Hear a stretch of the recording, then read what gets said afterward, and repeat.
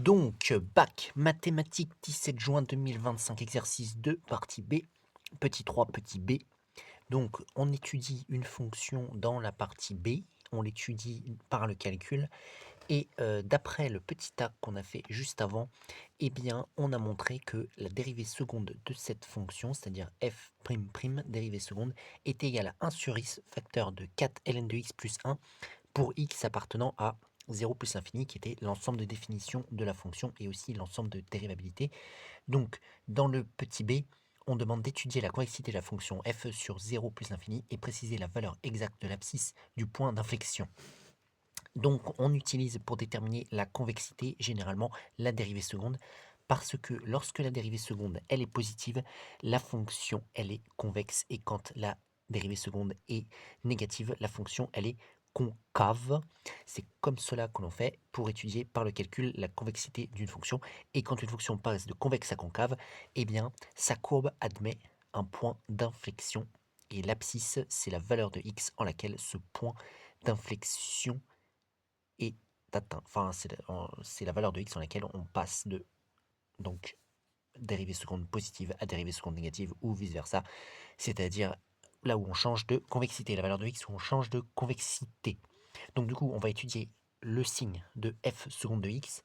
Donc, on va réécrire, quel que soit x appartient à 0, point virgule plus infini, f seconde de x est égal à 1 sur x, facteur de 4 ln de x plus 1, comme cela.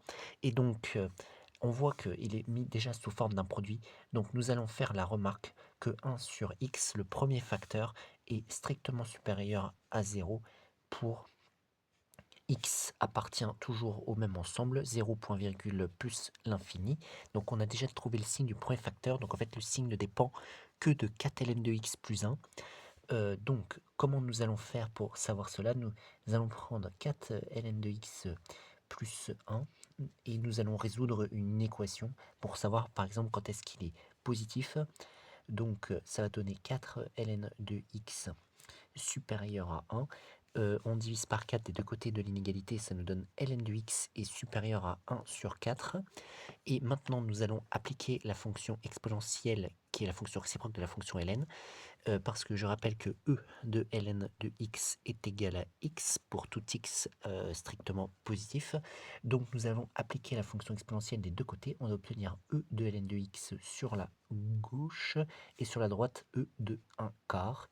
E de ln de x, comme j'ai dit, ça fait x, donc ça veut dire que x est supérieur à e de 1 quart. Donc cela signifie que cette expression sera positive lorsque x est supérieur à e de 1 quart. E de 1 quart, on est bien dans le domaine dans lequel on étudie, puisque c'est positif. Et donc, par conséquent, puisque exponentielle est toujours positif, donc par conséquent, on a vu quand est-ce que ça était strictement positif, et on peut en déduire aussi quand est-ce qu'il va être strictement négatif, puisqu'on aurait inversé le signe de l'égalité, donc, et également quand il est égal à 0. Donc, nous allons pouvoir en déduire un tableau de signes. Donc, on peut faire tableau de signes de f seconde de x, deux points, et on fera dans le même tableau la convexité de f. Donc, tableau x est entre 0 et plus l'infini. On va mettre les deux facteurs, 1 sur x et 4 ln de x plus 1. Ensuite, on met le produit de ces deux facteurs qui est f seconde de x. Ensuite, on écrit convexité de f pour la dernière ligne du tableau.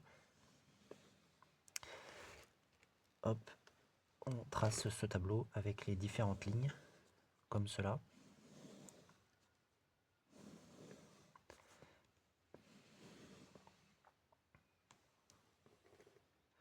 Voilà, voilà. On met entre 0 et plus l'infini la valeur importante que nous avons déterminée juste au-dessus, qui est e de 1 quart, qui est bien entre 0 et plus l'infini. On trace un trait tout au long du tableau, même jusqu'à la convexité de f. Ensuite, on met le signe de e de 1 sur x qu'on a déjà déterminé dans chacune des cases. On met le signe de 4 ln de x qu'on a déjà déterminé, qui est il sera positif comme nous avons vu lorsque x est supérieur à E de 1/4, c'est-à-dire dans cette zone, voilà. Ensuite, il sera négatif dans l'autre sens, puisque si on avait fait l'inégalité dans l'autre sens, on aurait trouvé le résultat inverse. Et ensuite, ici, on a 0, là où il s'annule, puisque si on avait mis un égal à la place, on aurait trouvé que ça est égal à 0, lorsque ça est égal à 0. Donc ensuite, on passe à la dérivée seconde le signe. Donc d'après la règle des signes, moins par plus, ça donne moins pour un produit, et plus par plus, ça donne plus. On en déduit la convexité. Donc ici, ce sera concave pour f, puisque sa dérivée seconde est négative, et ici, ce sera convexe. Voilà, nous avons étudié la convexité de la fonction f. Ça veut dire que globalement, sa courbe sera un petit peu comme ça, entre 0 et E de 1/4, et elle sera ensuite un peu comme ça entre E de 1/4 et plus l'infini, et ici elle admettra un point d'inflexion. Et quelle sera son abscisse? Eh bien ce sera E de 1/4. Donc d'ailleurs c'est ce qu'il faut répondre, il faut préciser la valeur de l'abscisse du point d'inflexion. Donc on va dire, oui, donc f passe de concave à convexe en E de 1/4. Donc l'abscisse, parce que c'est graphiquement un point d'inflexion, hein, du point d'inflexion,